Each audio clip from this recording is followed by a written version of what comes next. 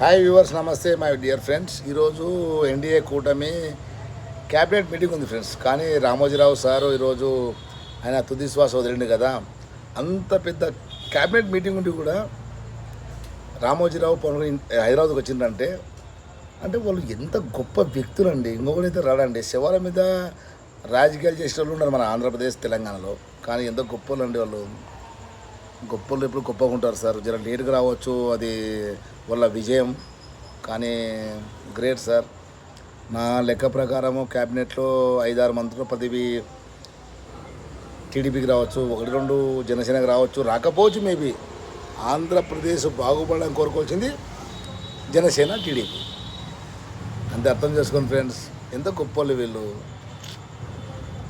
అంత పెద్ద మీటింగ్ వదిలి కూడా వచ్చిండ్రు ఫ్రెండ్స్ హైదరాబాద్కి వీళ్ళిద్దరు. అది కదా మన తెలుగు వాళ్ళంటే. అది తెలుగు వాళ్ళంటే అదే.